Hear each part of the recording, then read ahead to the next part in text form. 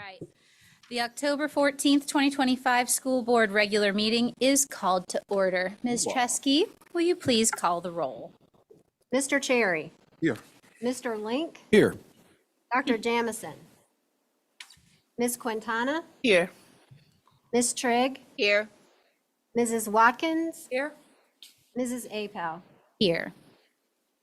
All right, thank you to all of those attending the meeting in person tonight and to those who are joining us via the RCPS YouTube channel.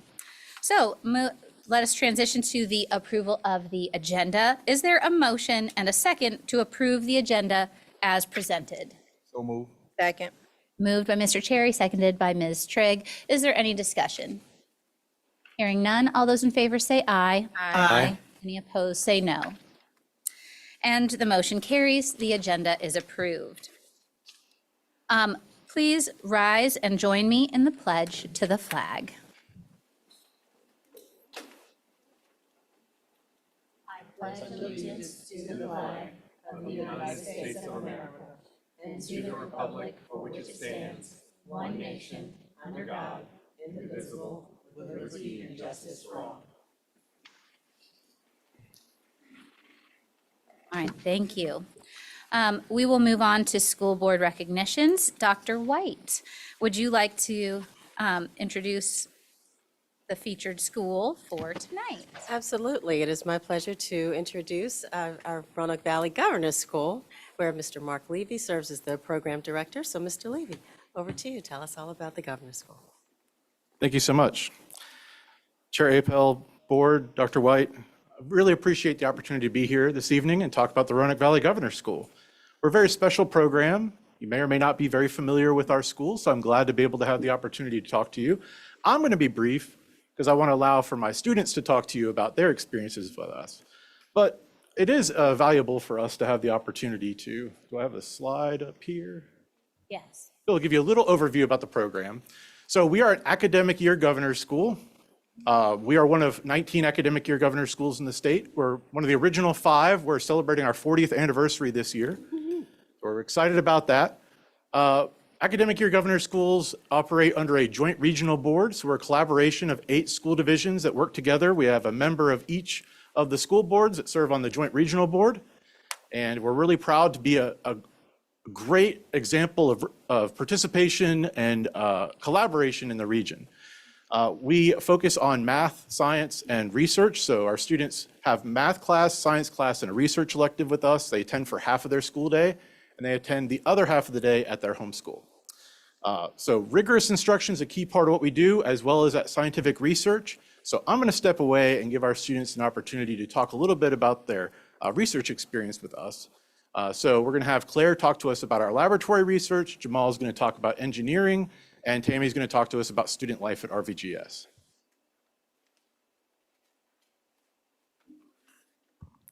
Good evening. My name is Claire McCahill, and I'm a senior attending Patrick Henry High School and Roanoke Valley Governor's School. I wanted to highlight the amazing research opportunities that RVGS has offered me throughout my 4 years there.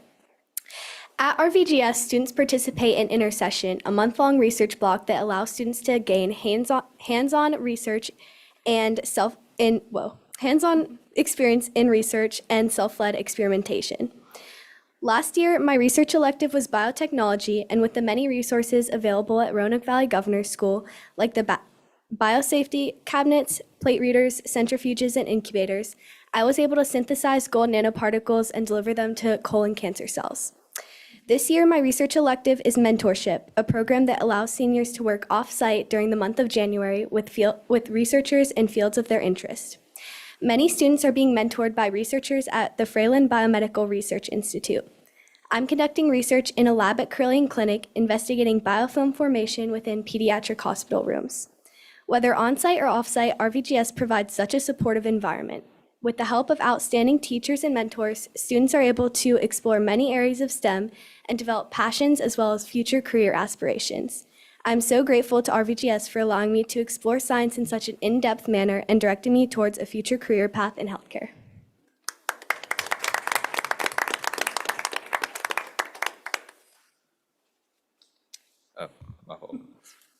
Good evening, everyone. My name is Jamal Milner. I'm going to talk a little bit about the engineering program at RVGS. This will be my 4th year at Roanoke Valley Governor School, and this is my 3rd year in the engineering program there. The Governor School engineering program has 3 different classes to choose from: engineering design and fabrication, project design engineering, and Python coding. In these classes, we are provided with everything we could ever need for our projects in preparation for Project Forum. At Governor School, we have an industrial workshop, a supply closet chock full with every component we could ever need, and a 3D printing room. Not only that, Gov School Engineering promotes peer interactions, communication, and teamwork. I couldn't tell you how many times our entire class has been huddled around a single computer, trying to work on problems, asking questions, and giving personal insights. However, it's not just the students. Spearheading the entire operation is the Gov School staff. Every teacher at Roanoke Valley Governor School oversees every project, shows us different techniques and perspectives, while also showing how they do things, because we don't know. Now, in all, being part of the Roanoke Valley Governor School engineering program was a great experience for me, because I learned valuable engineering skills while also sharing great memories with my friends. And I'll pass it to Tammy. Thank you. Cool. Testing. Hi. So my name's Tammy Fung. I'm a senior at Roanoke Valley Governor School and William Fleming High School. And so this is my 4th year with Gov School. And I just want to say that when I go to college, Gov School is going to be one of the things that I missed most. The staff, the people, just the rigor itself. And I also want to point out that Gov School isn't just known for its rigor, but it's known for being unmatched in its care for its students. And without a shadow of a doubt, students at RVGS immediately feel welcomed by the sweetest faculty, staff, and the welcoming and outgoing peers.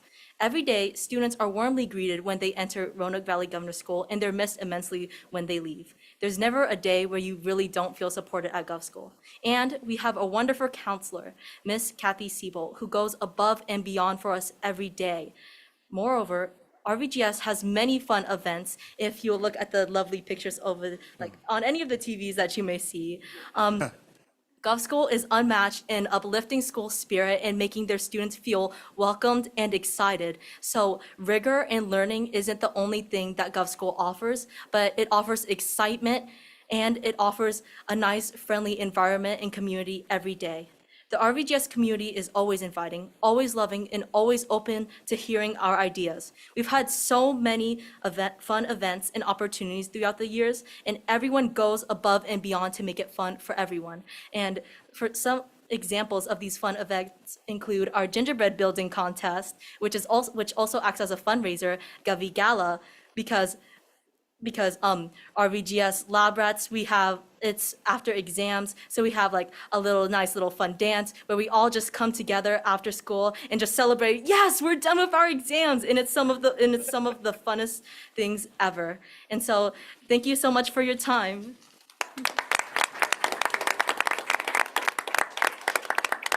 Thank you for the opportunity for them to talk to you, and they have some Gov School swag for you. If you don't mind me opening the curtain. I got a question. What's yeah. World Rat Day? Yeah. Yes. Oh, okay. So World Rat Day is where basically somebody dresses up as a rat. So they call us the lab rats because of our research, right? And so we're known as the lab rats, and it's not a student. We have a rat that comes to visit us and sometimes maybe give out candy and just takes pictures with the students. And overall, it's super fun. Last year, we actually had a cheese maze where students would complete a maze in the student lounge. And when you got to the end of it, there's a bunch of Cheez-Its. So that's fun for everyone. I love it. Sorry, one last thing. I can't go without. Oh, sorry. This is the sorry. Better than the rest of the meeting. I was gonna say this is the fun part for us. So please go Are there ahead. Cheez-Its at the end of the meeting? Yes. Well, not Cheez-Its, but the equivalent to Cheez-Its. So I can't go without talking about the Squeakwinox. So that's where students and faculty can bring in snacks, and it's just kind of like a big potluck throughout the school. And so Mr. Levy and our counselor, Ms. Siebel, they give us popcorn and they give us cotton candy from a cotton candy maker that they rent out because they love us so much. And that's shown every day. So I have to point that out. And also we get no homework on the weekend. Yay!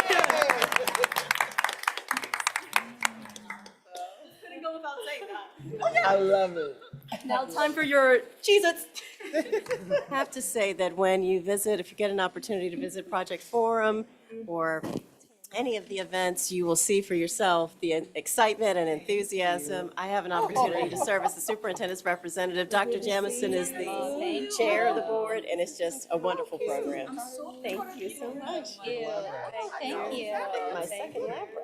Thank you so much. Yeah, oh, okay, this is so very good.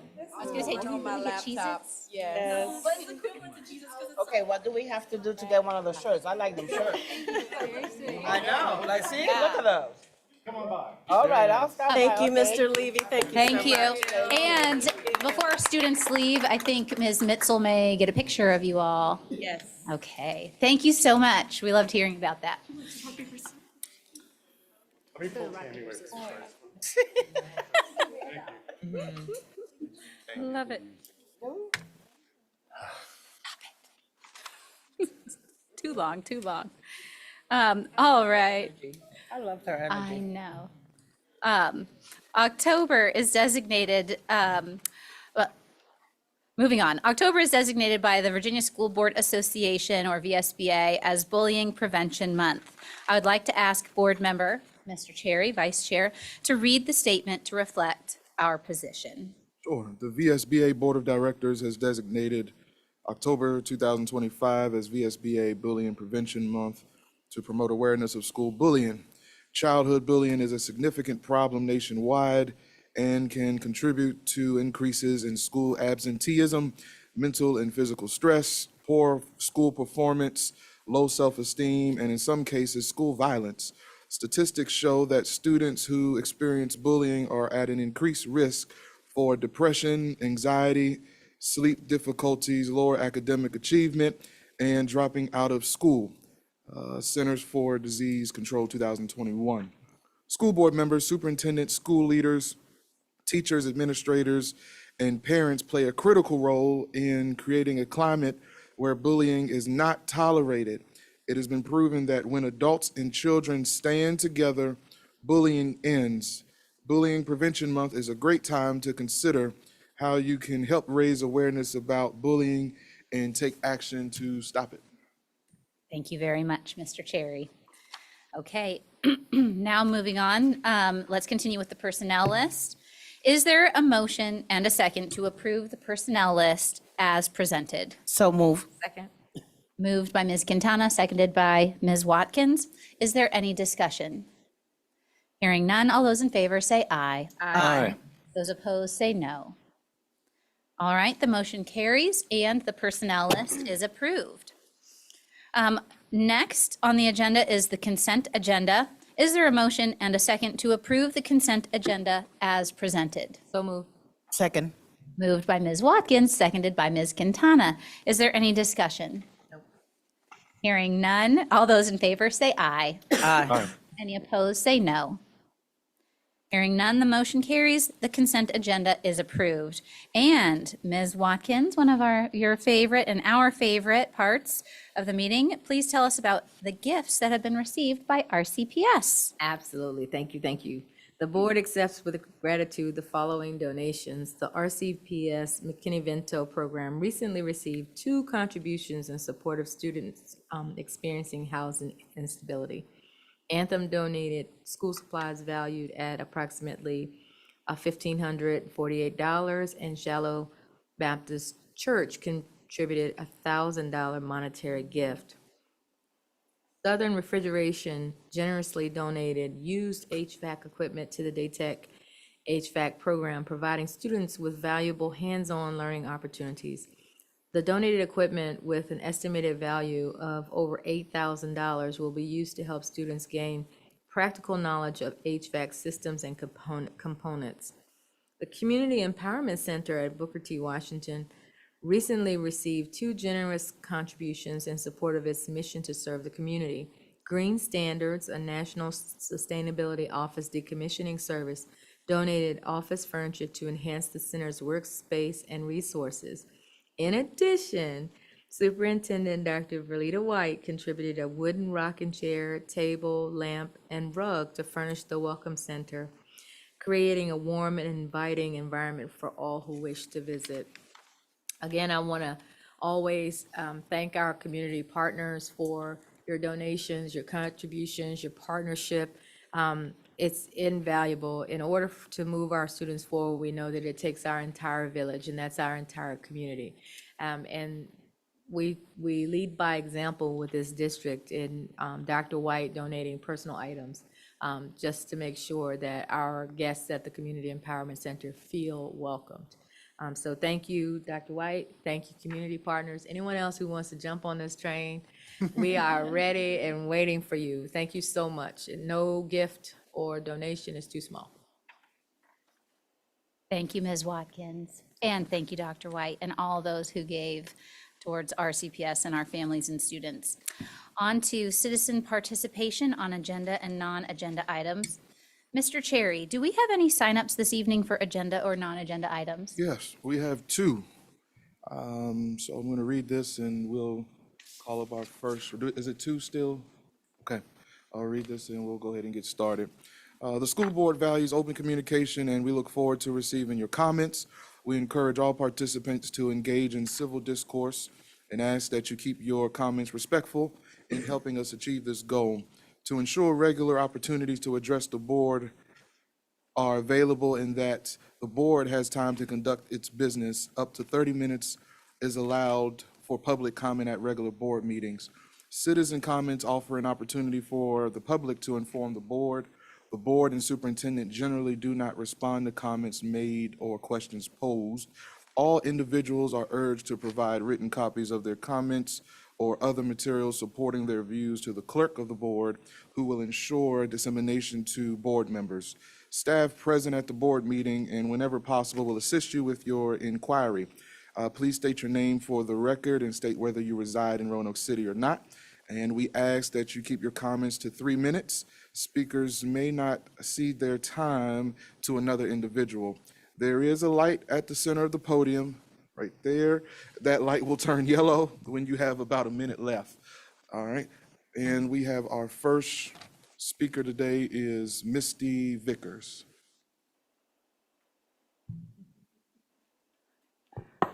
Good evening.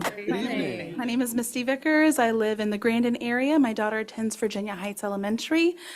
While I have actually attended Roanoke City Schools way back in the day, I attended Hurt Park a little bit, and I also was part of the magnet school program way back when. My daughter is currently attending Virginia Heights, and we come from the county. And so we all know that there are things that kind of differentiate between city and county. And my daughter was lucky to have 2 recesses. So I'm going to give you this speech in light of understanding that today we're advocating that the school board ultimately does some research in ensuring that every elementary student receives 2 recesses up to 20 minutes that are screen-free and unrestricted. So please, this is something I'm reaching out with PTA. They're aware of this as well, and so on. And I don't like reading. I usually fly by the seat of my pants, so be patient. This is titled, Double the Recess, Double the Results. Thank you for the opportunity for speaking with you today. I'm here to advocate for a change that costs nothing, fits into our existing school day, and is proven to improve behavioral and academic performances by implementing 2 20-minute recesses per day for our elementary students instead of just 1. Currently, most of our students receive a 20-minute recess. While that's better than none, the data shows that 2 breaks are significantly more effective, not only for our student health, but also for learning and classroom behavior. Let me start with the data. In a study of elementary schools conducted by the American Academy of Pediatrics, children who had daily recess periods demonstrated 25% fewer disciplinary incidents. I think every teacher could appreciate that. Than those with only 1. Teachers reported the students returned from the second recess more focused and ready to learn, especially in the afternoon classes when attention typically dips. Further, a 2021 study from the University of Texas at Austin compared students in schools with 1 20-minute recess versus 2. Students with 2 recesses scored 15% higher on reading and math assessments. We know we need to improve our assessments, so this is a wonderful way that's free, that doesn't tax teachers, that we can add this to. That wouldn't just help our scores largely with the extra physical activity, it also improved executive functioning skills, which includes attention control and working memory. Physically, some of those same students took 35% more steps in a day, and were more likely to meet the CDC activity guidelines, reducing long-term risk for childhood obesity and related health issues. Let's also look at the school climate. In schools that shifted from 1 to 2 recesses, teachers reported a 30% decrease in off-task behaviors and fewer referrals to the office with behavioral issues. Why? Because students had more opportunities to release energy, self-regulate, and socialize in positive ways. Aye. Thank you so much. Thank you.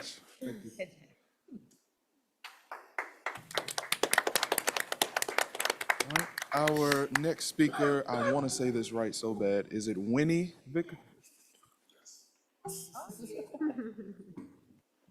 Hello there, my name is Winnie. I am in 5th grade. I go to Virginia Heights Elementary School. This is my first year in Roanoke City Schools. I was in Roanoke County Schools at Oak Grove previously. While at Oak Grove, I had the privilege of having 2 recesses. These recesses helped me in many ways, such as making friends, taking a break from learning, and it helped me be more active. I'm requesting that you, Roanoke City School Board, protect play for all children by giving us 2 recesses, at least 20 minutes each. I know of teachers who cut recesses to do schoolwork. To an adult, 5 minutes may not seem much, but it violates the code of Virginia. It doesn't matter if a teacher doesn't like recess. It is my protected time to allow my brain a break. I am a good student who makes good grades, and getting breaks to play is necessary for me to learn. Again, I am asking for you, Roanoke City School Board, to protect play for all children in Roanoke City Schools by giving us 2-minute recesses a day. 2 20-minute recesses. All right, once again, I want to thank you all for your comments and wanted to remind everyone in the public that we do value all comments. We encourage you to come and speak because, again, we are here for you and we're representing our children and our families of Roanoke City. So, again, thank you all so much. Thank you very much, and thank you, Mr. Cherry. Moving on, Dr. White, if you would please provide the superintendent's updates. Thank you, and good evening, Madam Chair, Mr. Vice Chair, members of the school board, and student representatives. This evening, we're bringing forward items for your information and consideration, including an update on the Community Builders Pilot Program, discussion of our true-up funding application, approval to initiate a boundary study, and adoption of RCPS's 2026 legislative priorities. Now, before we begin and get to our agenda, I would like to highlight a few items for the board and for the public's information. First, October is National Principals Month. Can we just give it up for our principals and our assistant principals? You know what I'm going to say, leadership matters. And so I want to take a moment to thank our principals for their dedication to our student, staff, and community. Leading a school is not easy. And so we do want to acknowledge their hard work. Our principals put in long hours, early mornings, late nights, to truly know each student by name, need, and strength. Today and every day, we want to make sure that they feel our gratitude. So again, we just thank them for all that they do. We celebrate them every day for what they do, and we celebrate them for their leadership. Also, October is Cybersecurity Awareness Month. We encourage everyone to follow us on Facebook and social media, where we will be sharing tips from our technology team on best practices for staying safe online. Also, as a reminder, all students have received their student ID badges from their schools. So these IDs help keep our students safe by making it easy for school staff to identify them and are used for a variety of purposes, including checking out books at school and at the public library, picking up school meals, attending school-sponsored events, and riding the bus. Now, beginning yesterday, students must have their ID to ride the bus. As they scan it to board the bus, which also allows parents and guardians to track their location through the Zoom app. And schools have been reminding students about this requirement, and we appreciate families' support in making sure that students bring their IDs to school with them every day.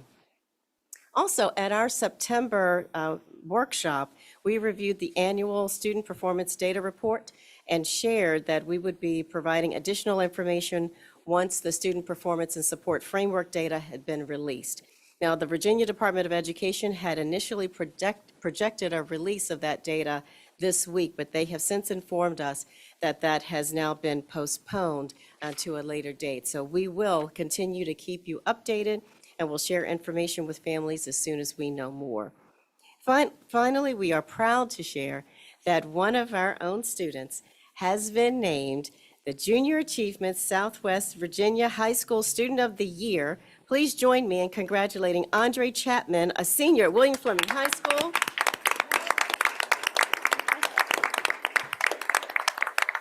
He's also a participant in Daytech's Business and Marketing Program and he's received this honor. We're just so proud of him. Andre will be recognized at the Southwest Virginia Business Hall of Fame Awards in November. So we are very, very proud of Andre.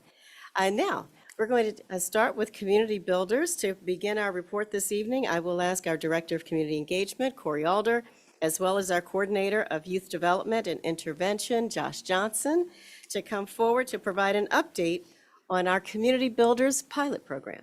Thank you so much. Thank you, Chair Apel, the board, Dr. White. We brought with you today some of our students that participated this summer and continue with their summer programming. And then you talk about leadership. Our two summer site leaders, Morgan Hill and Rosemary Rincon, really took ownership of this program and did an incredible job. In your packets, you may have a memo with some of the data. Very promising. We're showing that this program is working. So you're going to hear from Rosemary and Morgan and some of our students about what they did this summer.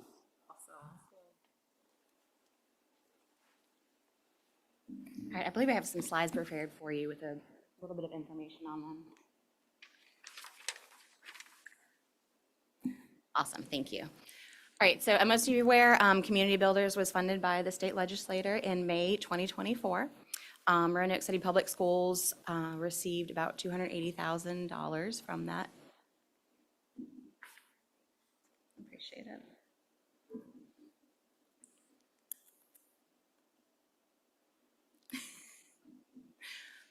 And we've been awarded additional funding of $225,000 to be spent for this school year.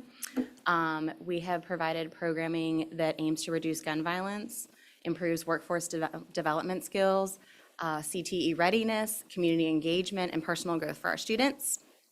Community Builders has a few core components. One of that is the summer programming that leads to ongoing school programming, that leads to ongoing mentorship as our students and our builders enter high school. And then also, we would like to be designated as a demonstration school for community builders for the rest of the state. Our summer program, I'm going to have Rosemary, our other site leader, come up and talk a little bit about what we did this summer, and this is our second summer in community builders. Hi, good evening. We had over 100 students that applied to our program. It was a 4-week summer program. We had every middle school represented. The students were referred and recruited by school staff, and they were required to complete an application.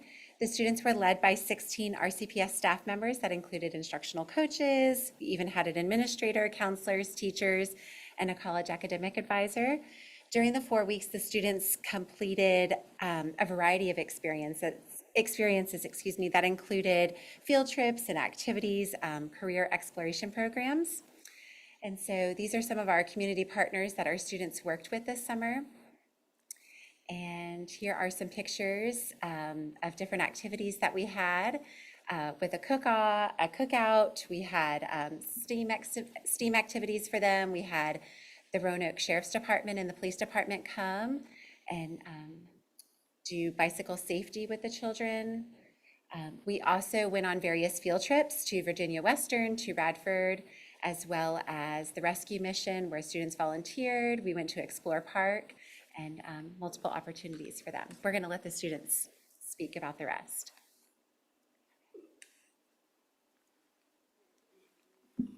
Hello, my name is LaShayla. I'm an 8th grader at James Breckenridge Middle School. I joined Community Builders because I wanted to help the community and learn more about it. I have a lot of reasons of why I love Community Builders, but I'm only going to say one thing. Community Builders have taught me how to help my community. During the summertime, we got to visit colleges. We cleaned the rescue mission. That was one of my favorite things. And the reason why I come back every day is because of the people I met during this summer of Community Builders. So as the students, we urge you to support Community Builders because they're not just helping us today, they're building a stronger future for all of us. Oh, yeah.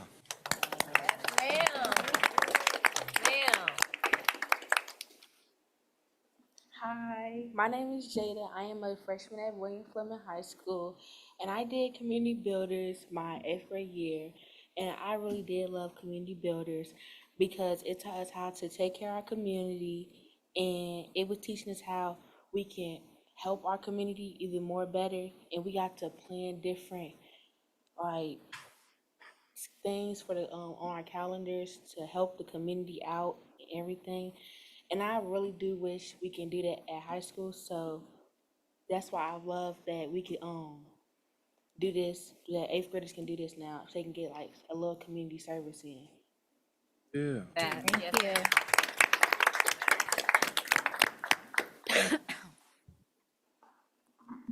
Hello, my name is Harmony, a freshman at William Fleming. I joined Community Builders last summer to help out the community, meet new people, and explore the world a little more. Things I did in Community Builders was pick up trash in the community, make snack bags for Literacy Night, and help the kids. Reasons I come back to Community Builders is because of the people I met, and I enjoyed helping out the community and exploring and going on field trips. Ms. Hill inspired me to join Community Builders, and when I did, I enjoyed it and want to come back and help the community more. We went on camping trips, and it was fun getting to know new people from different schools, new activity, and making friends. One thing I enjoyed was helping out cleaning up the chapel at the rescue mission. Helping others and giving the good will always come back to you. I once learned to always treat others how you want to be treated.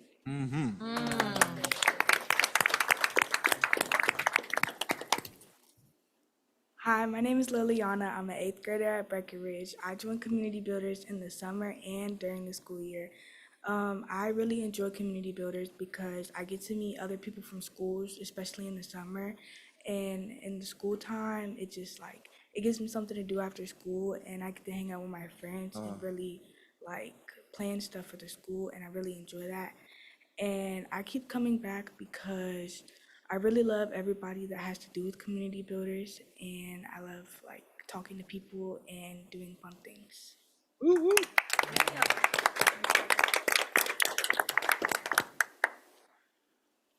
All right, so as you can see, our students have done a wonderful job building community, incorporating staff from across our district from different roles. I myself am a targeted school improvement mentor at Breckenridge.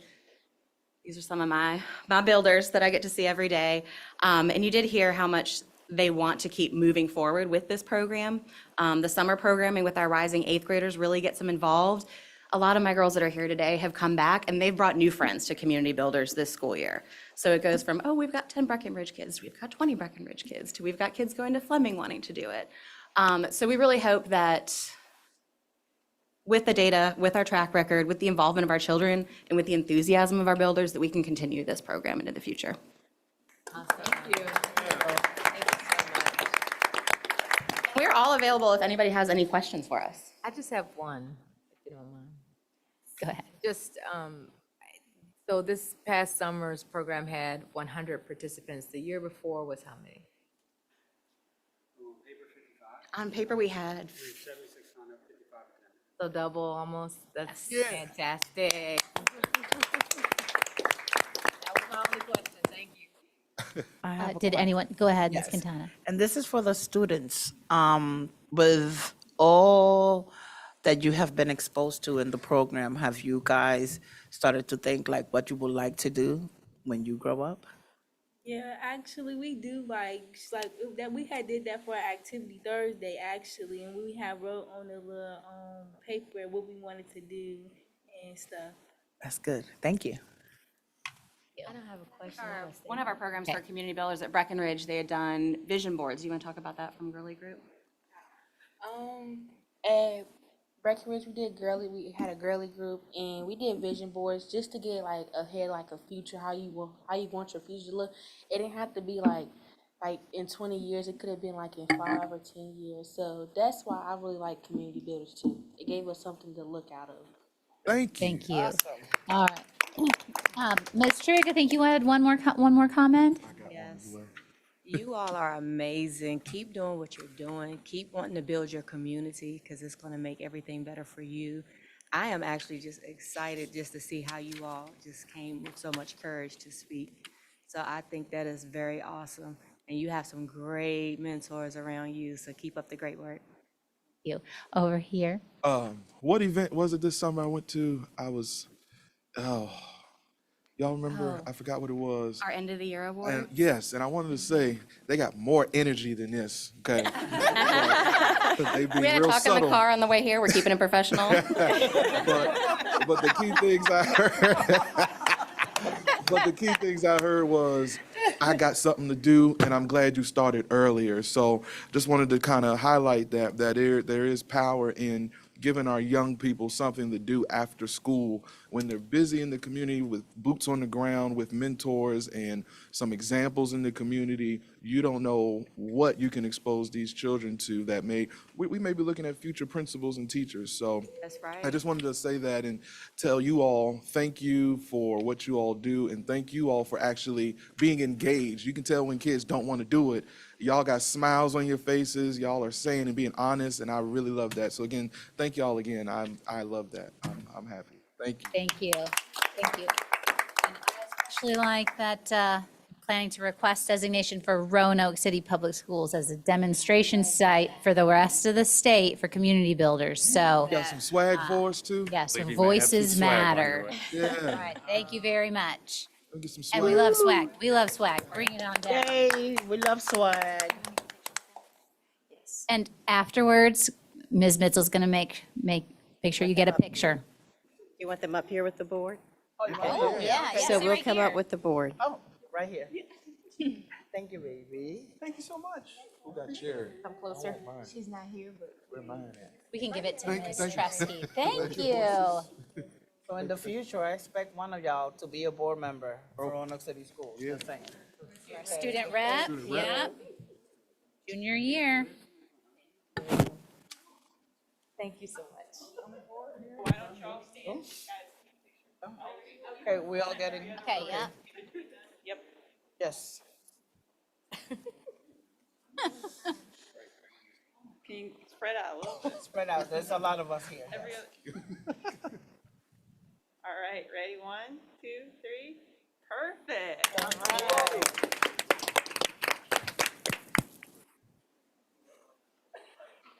So as you know, we are very, very proud of our community builders. We're also proud of our leaders and our teacher leaders. And I just want to thank again Mr. Johnson, Mr. Alder, Dr. Poland, Dr. Siebert, everyone who has been involved in the creation of this program, Delegate Rasul as well, for championing the legislation for us. And so just hats off. Again, it takes extraordinary people to build a community. And so we're just very, very proud of our students for taking this on and for building up their community. So again, hats off to the team. So next, I'll ask our Chief Financial Officer, Kathleen Jackson, to come forward to provide an update on the current status of the city's true-up application process. Mrs. Jackson. Thank you. Madam Chair, Mrs. Apel, members of the school board, Dr. White, thank you for this opportunity today to continue the discussion of opportunities for year-end funding and how we can best make use of those funds. I will say, I mean, we've talked about this at a couple of other meetings, and we're still in the year-end close process. Our audit is coming to a close, and I know the city is in the same boat, working on finalizing year-end numbers for the 24-25 school year that just ended. So we do not have information from the city as yet about what, if any, revenue exceeded budget that might be available for us to apply for. So we wanted to bring this to your attention and sort of talk through maybe some other opportunities and get your feedback. Given the, so of course, when we've talked about this in the past, we've chiefly focused on capital needs, particularly the overcrowding at our high schools and the need for a more immediate response to that, which would be in the form of learning cottages until something more permanent can be planned and funded. So that's something that really is, time is of the essence on that issue, right? So if we're going, that's going to take some effort to prepare the site, to lease the learning cottages, that sort of thing. So we really need to get started sooner rather than later if we're going to take action to address that issue. So the unknown is a factor in that. Also, just given how year-end numbers typically fall, I think it's unlikely that any portion of year-end dollars that might be available for us to apply to, it would be unlikely to be enough. As we've talked in past meetings, we're estimating about $4.5 million, could be as much as $5 million, for the initial implementation of learning cottages at both high schools. So that is a significant dollar amount. Typically, that year-end dollars, maybe there's $1 million available. It's not usually that amount. So that's a factor as well in kind of coming to you today with some thoughts and discussion on maybe a plan B. What are some other options that we might be able to look at to move forward sooner rather than later?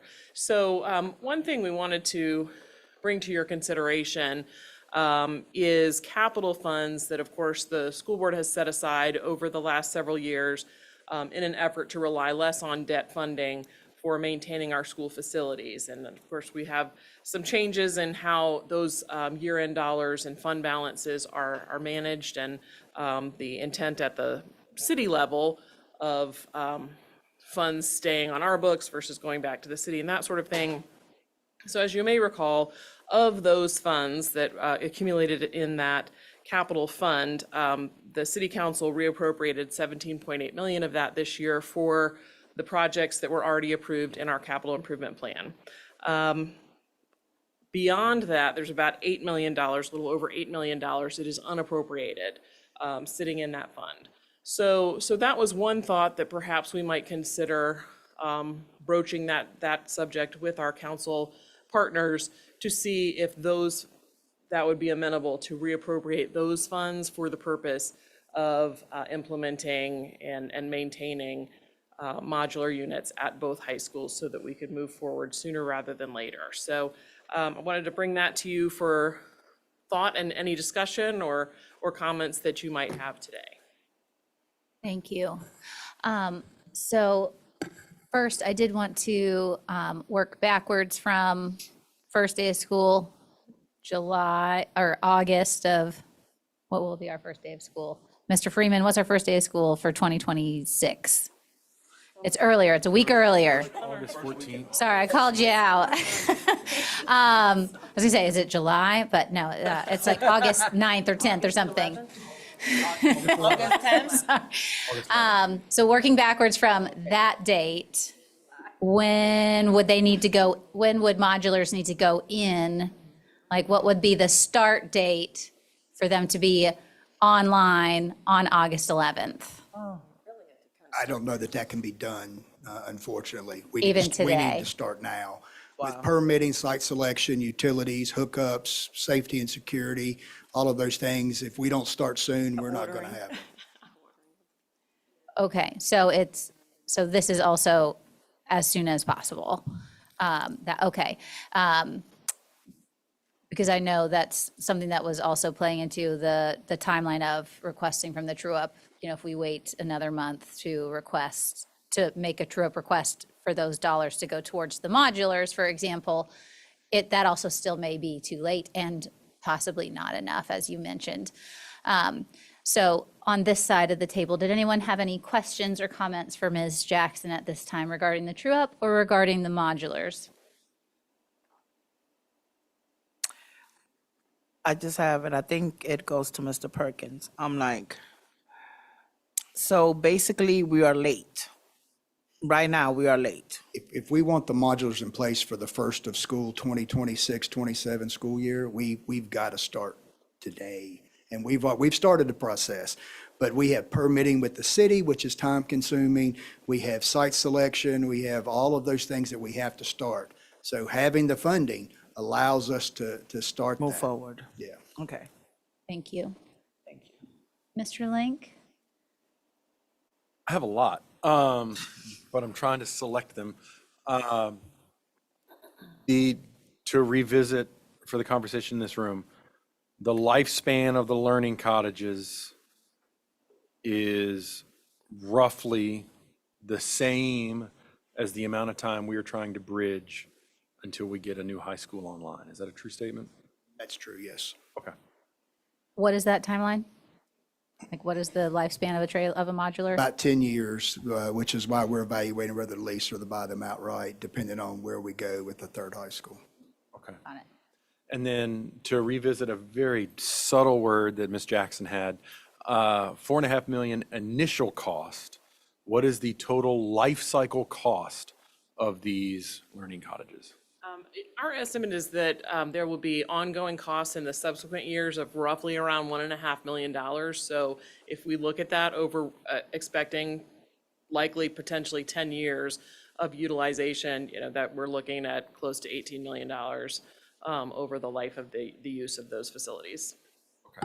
Okay, but those $18 million do not count for inflation or anything. That's true. That's true. Okay. Yeah, good point. Yes.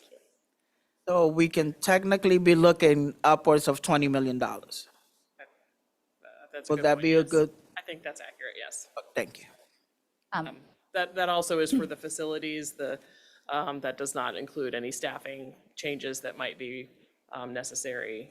I know we have some teachers that are on carts right now that of course would go into these new classrooms, but with efforts to reduce class sizes and that sort of thing, it could potentially require some additional classroom staffing. Thank you. Mr. Cherry? Or Just again for community awareness and just for clarity, these cottages, how sustainable is it? Like, are we doing the cottages and that fixes the overcrowding? With the growth, we still need a third high school, or we still need to evaluate that, correct? That is correct, Mr. Cherry. The cottages should never be considered as a permanent solution to the overcrowding. They're temporary, they are problematic. There's a lot of things that go into the management of those, not just from operational perspective, but the student management and that. So we should look at that as a temporary. And you have a board regulation that says we should limit the use of cottages, and that is JC. In fact, I was going to mention that on a attended zone item coming up later, so. And go ahead, I was going to also mention that the learning cottages would help us, of course, in terms of content areas and to make sure that we're accounting for that, but it still doesn't account for common spaces, like, cafeterias and lunchtime, when those spaces are still very crowded as well. So with the 10-year span and the inflation dollars, we're still kind of butting heads and coming to a stalemate because we still need school. And operationally, that's going to be tough still, even with the cottages, correct? We're increasing, we're estimating in today's dollars, 1.5 million. As that goes and the cottages themselves start to deteriorate through use and damage and other things that happen, that could go up substantially, just depending on the situation. So, thank you. thank you. Ms. Trigg or anyone on this side of the table, any questions or comments regarding the true up or the modulars? Yep. Okay, you're good. Ms. Watkins? This question is along the, about growth of student population. Let's say we we get these cottages by opening of schools, near opening of schools, I think we projected more growth. So in the cottages, are we anticipating, are we factoring in 2 years, we'll have more students? Like, are we fixing the issue that we have right now? Or is the capacity for the cottages going to allow for increased student population over the next 5 years? So it's doing both. We're trying to address the current overcrowding at the schools. Yeah. Remember, our September 30 number was 2,057 for Patrick Henry, just over 1,900 for William Fleming, which is right on pace for what we estimated this time last year. Right. But we're also looking at the 5% increase that we expect. Right. We're trying to factor in the affordable housing initiatives of the city. And the idea of more people will be coming in. Right. So the answer is that's why we're looking at 10, at a minimum, 10 room or 2-room cottages at Patrick Henry and 8 2-room cottages at William Fleming. So even though we should not look at them as a long-term, but as temporary, we are prepared for growth by looking at how at how we have planned that out at this point. Okay, all right, thank you. Thank you. I have one more. Just Ms. Quintana? Yes, thank you. Just so I'm sure, because the term learning cottages is new to me. This is what I would have called trailers when I was in high school? Yes, yes. Okay. They're I the just wanna- equivalent of double-wide trailers. Exactly. No, I just want to make sure, because when you say cottage, I'm thinking pretty, you know?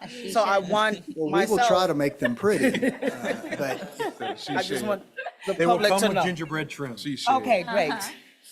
it will not be a white picket fence around it, though. All right, It will that's probably be fair. chain link. That's more Yes, affordable. fair, that's fair.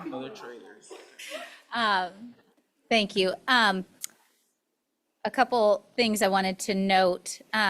So one, if we, go down the road of requesting, say, a reappropriation of funds from our capital fund, by my math, that only gets us 3 years, because that's 4.5 for year one and 1.5 plus inflation, another 2.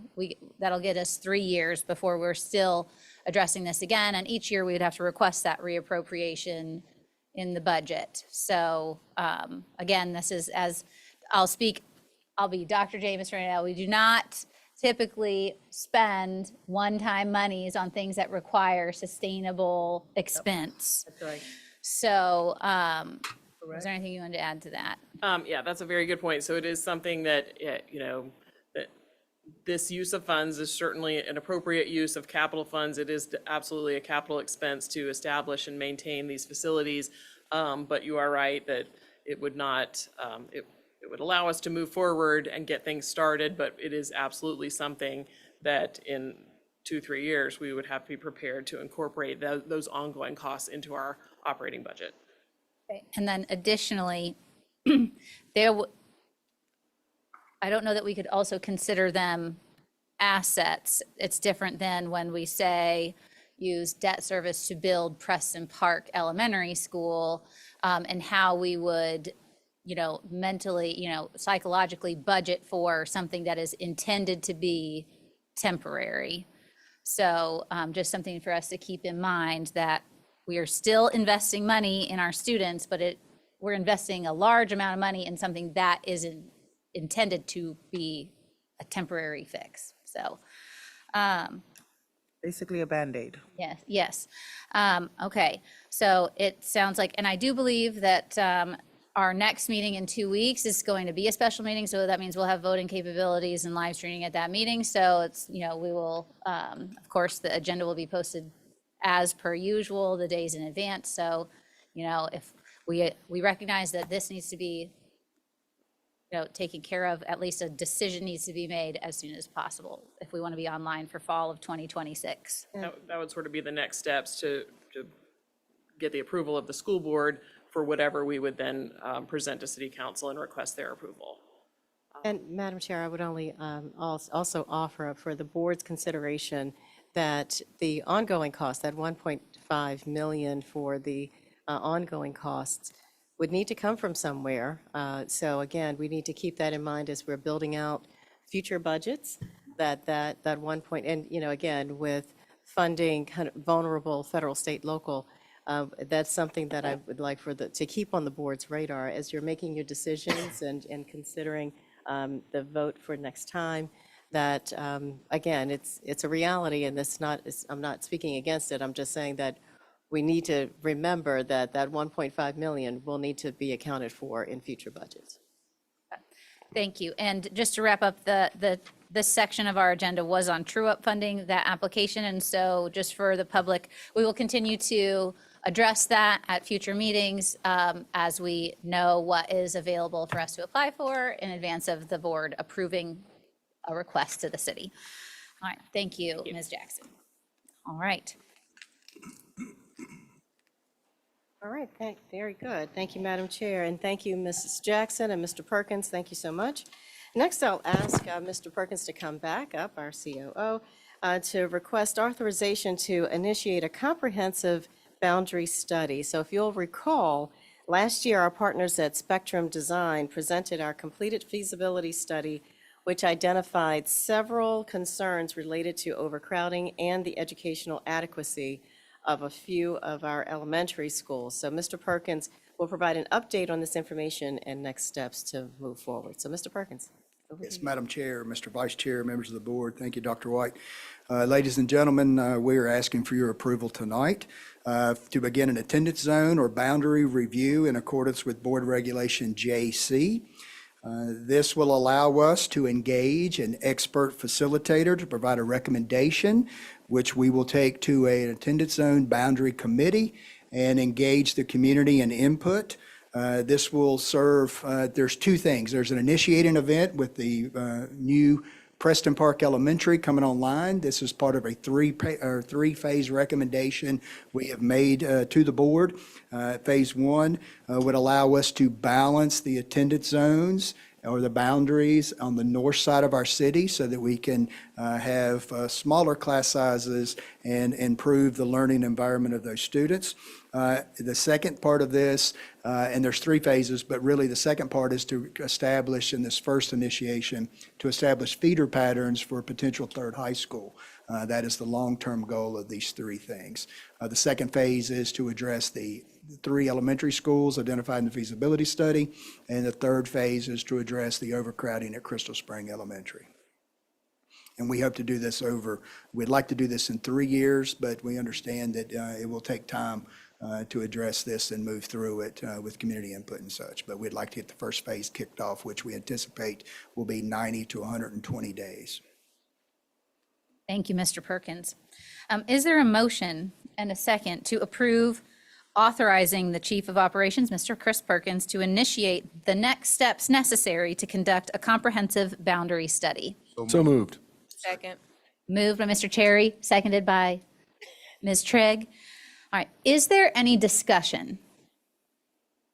Okay, I'll just point out again, this is just to initiate the next steps necessary to move on to conduct the comprehensive boundary study. So, hearing no further discussion, all those in favor say aye. Aye.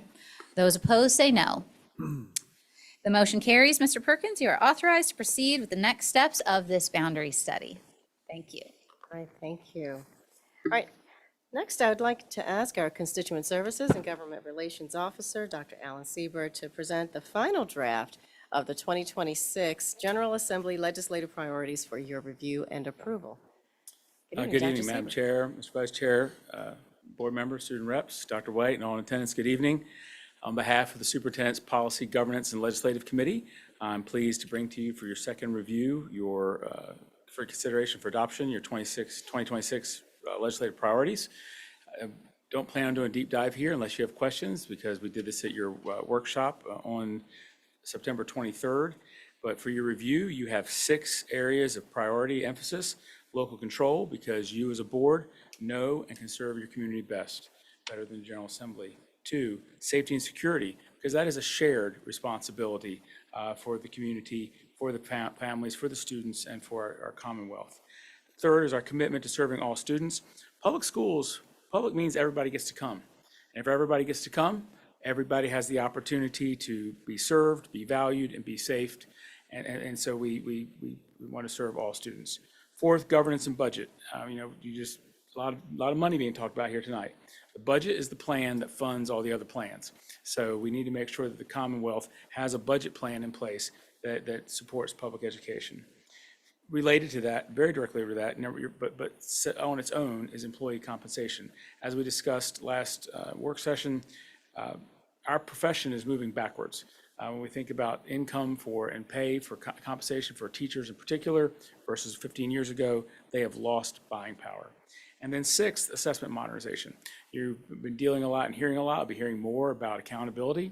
The accountability system is driven by the assessment system, which is still largely a 1990s approach to assessment in the Commonwealth. And so we look forward to seeing that assessment tools modernized. Hopefully with more modern tools, we can recoup some instructional time, have less testing, better testing, and better predictions coming out of it. So those are your 6 areas that we're asking for adoption tonight. If adopted, I'll share with you a couple of steps that come next. We will communicate broadly and rapidly. Ms. Tresky has things ready to go for the grip cards. We have your event with your legislators coming up in November, but we will not be waiting to then to communicate and share. We've already had some preliminary conversations, in fact. I expect tomorrow, if you adopt these tonight, your Dr. White's leadership team will consider up to 6 position papers, just the first 6 position papers. And one of them is this one. It's called Community Builders Demonstration Site Established. And so it would be an opportunity for us to take that to scale and help other communities in the way you've heard our young people serve tonight. We have others that we'll be sharing with the leadership team. That'll just be the first batch as we try to bring your priorities into reality in the upcoming General Assembly session. I'll go deeper if you'd like me to, or I'll answer any questions you have. But we would ask for you to approve these positions, these priorities. Thank you, Dr. Siebert. So is there a motion and a second to adopt the 2026 legislative priorities as presented and authorize the superintendent to direct the ongoing development of position papers that support and advance the board's legislative priorities? So move. Second. Moved by Ms. Quintana, seconded by Ms. Watkins. Is there any further discussion? Hearing none, all those in favor say aye. Aye. Those opposed say no. And the motion carries. The 2026 legislative priorities are adopted, and the superintendent is authorized to proceed with the development of supporting position papers and grip cards. All right. Thank you, Dr. Siebert. And Madam Chair, that concludes my report. Thank you very much, Dr. White. It's time for the financial forecast. Mrs. Jackson, could you please come on back up and present the financial forecast and appropriation report? Thank you. Good evening again. So as the presentation is coming up, we are reporting to you this evening through the month of August, so just 2 months of the fiscal year reporting. And we'll jump right in with our experience through August for the general fund on the revenue side. Based on our experience thus far and comparing against the 3-year average of actual experience for the same period in those 3 prior years, we're forecast to be about $500,000 above budget based on our revenue experience so far. So trending positively on that side. Expenditures also trending positively. Forecast to be about $3 million below budget just based on 2 months of experience were we to end the year based on continued experience as we've had at the beginning of the year thus far. So we do have a general fund appropriation of $275 million for the year. So we're the year to continue to track as the first 2 months have. We would be under that limit by about $5.8 million by year end. Moving on to the food services fund, we are forecast through August to be about $163,000 below budget on the revenue side. I will point out that that is mostly a timing difference, though our revenue is a bit down because, of course, with the changes in the funding requirements at the state level for our summer program, that program was a lot smaller this summer. So the summer meals associated with that were smaller, but we also had a delay in receiving a reimbursement from the federal government for that. So that's the main reason is funding that we would have received in August didn't come until September. So that's chiefly why you see a variance of that size at this point in the year there. We are a little bit above budget through August on the expenditure side by about $106,000. So we do have an appropriation in that fund of $13.5 million. So we would still be forecast to come in under that by about $300,000 based on our experience so far. And we do have a fund balance that has to be retained in that fund. That is federal funds and must only be used for that purpose. So we did adopt a budget in the food services fund that proposed using about $730,000 of that. And so were we to end the year based on our experience thus far, we would be closer to $1 million that we would be using out of that fund balance by year end. Lastly, our capital fund, as we just talked a little bit about, we had almost $9 million appropriated last year, of which by year end we've used almost $10 million of that. So that leaves just over $8 million of the appropriated amount remaining available for the continuation of those projects that were previously approved and that are ongoing, Preston Park being the main one that is still ongoing. So that is the already appropriated portion. And that is where we are through August, but I'm happy to take questions or comments. And just to clarify, the 8 million that was left unspent, that was a distinct 8 million from the capital fund from what we discussed earlier with potentially Correct. requesting The appropriation for. It just happened that they were both Yes, in ma'am. the $8 million range. Correct. Okay. Any further questions from the board? Wonderful. Thank you very much, Ms. Jackson. And moving on to the financial statements, is there anything unusual to report this month? I have nothing further to add for the detailed financials that back up the summary that we just covered, but I'm certainly happy to take any questions. Any questions? No questions. Okay. Thank you, Ms. Jackson. The statements will be received and filed. Thank you. All right. Moving on to the appointment of the Special Education Advisory Committee. We have the appointment of the individuals for the 2025-2026 Special Education Advisory Committee. Is there a motion and a second to approve the list of individuals for the 2025-2026 Special Education Advisory Committee? So moved. Second. Moved by Mr. Link, seconded by Ms. Quintana. Is there any discussion? Hearing none, all those in favor say aye. Aye. Those opposed say no, and the motion carries. The 2025-2026 Special Education Advisory Committee is approved. Moving on to reports from committees. As a heads up, something that we will be looking at in future school board meetings is report outs from our student representatives about, student government meetings at their local schools. So we'll probably be looking at that for November. Yes, it's October. For November. So that's something that will fall into this portion of our meetings going forward, and that will be something that will be brand new. So thank you to our student representatives for representing your student bodies and sharing that with us as a board and with the division and all of our families. Moving on, let's see, I think it'll be easier to go down the line. Ms. Quintana, do you have any committee reports for us this evening? No, Madam Chair, thank you. Well, Mr. Link? No, ma'am. All right. Mr. Cherry? All right. Ms. Trigg? I do. Superintendent's Policy Governance and Legislative Priorities Committee Report. The Superintendent Policy Governance and Legislative Committee has been active. During the PGL committee meeting on September 17th, 2025, Dr. Sieber provided an update regarding the ongoing migration of the community feedback system from Ethics Point by NAVEX to a new solution from K through 12. Insight by sharing how an ombuds office in another school district uses the tool. In addition to being a better tool for our constituent services office, the change will apply the budgeted costs from the former system toward a new application that will ultimately serve multiple offices, a better return on investment. The community appreciates the collaboration that the communications, human resources, and technology teams have underway to support the transition and their plans to use the application more broadly in 2026. The community also worked to prepare the 2026 legislative priorities for adoption this evening, along with the coordinating efforts with the City's Council Legislative Committee. The City Council Legislative Committee had meetings on both September 15th and immediately after the joint meeting on October 6th, I'm trying to get ahead of the game. October 6, 2025, Board Chair Apel and I served as board representatives to the City Legislative Committee, and we look forward to the City Council incorporating the board's legislative priorities into its own and working together before and during the 2026 General Assembly session.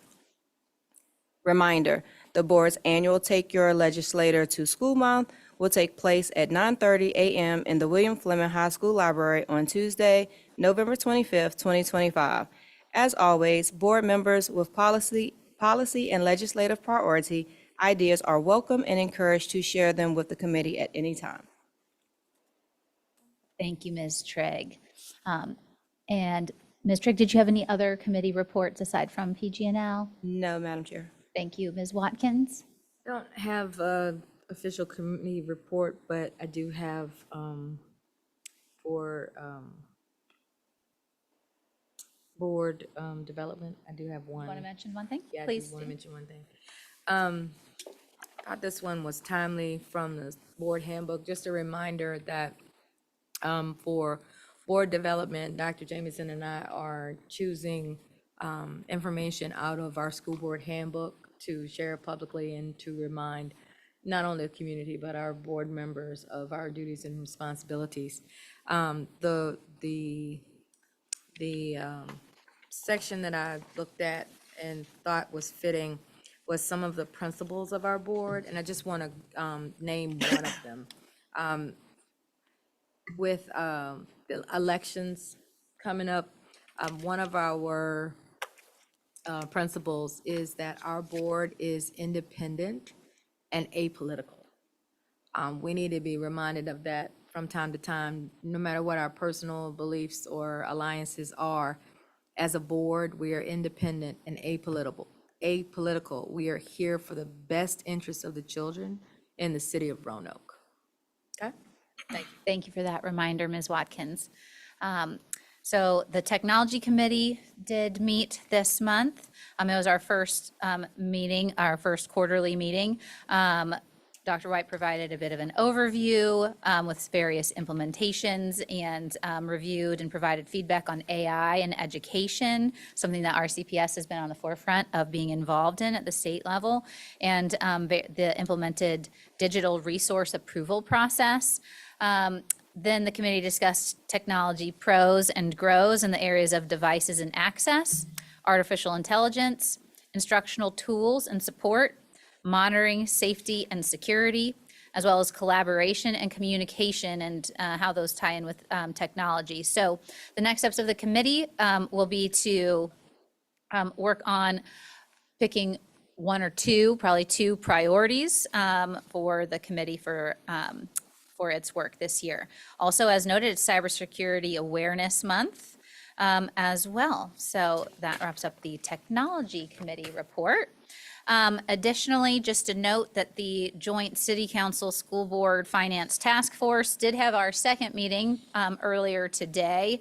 There was a theme of mutual sustainability and success on behalf of the schools and the city.